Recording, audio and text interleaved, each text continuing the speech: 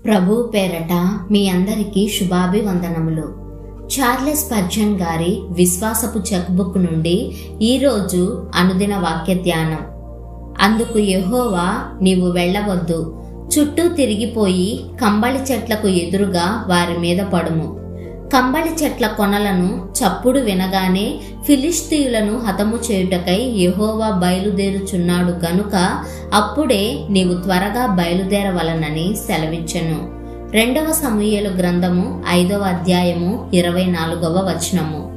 ప్రభు కదలికలను సూచించే గుర్తులే మనలను కూడా కదిలించాలి.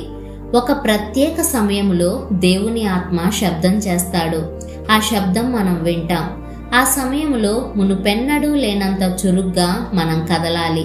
వచ్చిన గొప్ప బంగారు అవకాశాన్ని మనం గట్టిగా పట్టుకోవాలి. సాధ్యమైనంత చక్కగా ఈ అవకాశాన్ని ఉపయోగించుకోవాలి. మనం ఎప్పుడు ఈ ఫిలిష్తీయులతో యుద్ధాలు చేస్తూనే ఉంటాం. అయితే ప్రభువే స్వయంగా మనకు ముందుగా నడిచినప్పుడు మనం యుద్ధ రంగంలో ప్రత్యేక రీతిగా పరాక్రమవంతులమవుతాం.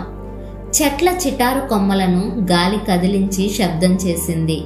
శత్రువులను హతం చేయడానికి బయలుదేరమని దేవుడిచ్చిన గుర్తు అదే. వెంటనే దావీదు అతని మనుషులు బయలుదేరారు. వారు ముందుకు కదులుతూ ఉన్న సమయంలో ప్రభువే ఫిలిష్తీయులను హతం చేశాడు. అలాగే ఈరోజు మన స్నేహితులందరితో ఆయన గూర్చి మాట్లాడేటట్లు ప్రభు అవకాశం ఇచ్చునుగాక.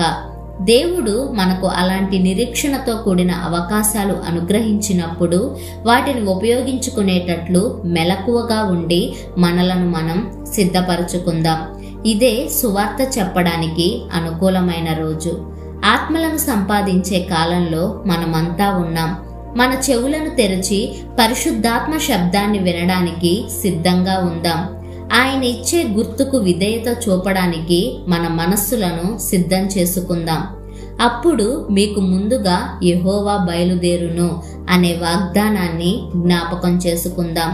మగసిరి గలవారమై ముందుకు సాగిపోవడానికి ఈ వాగ్దానం మనకు చాలినంత ప్రోత్సాహాన్నిస్తుంది. ప్రభువు మనకు ముందుగా సాగిపోతున్నాడు కాబట్టి మనం వెనుకంజ వేయడానికి వీల్లేదు.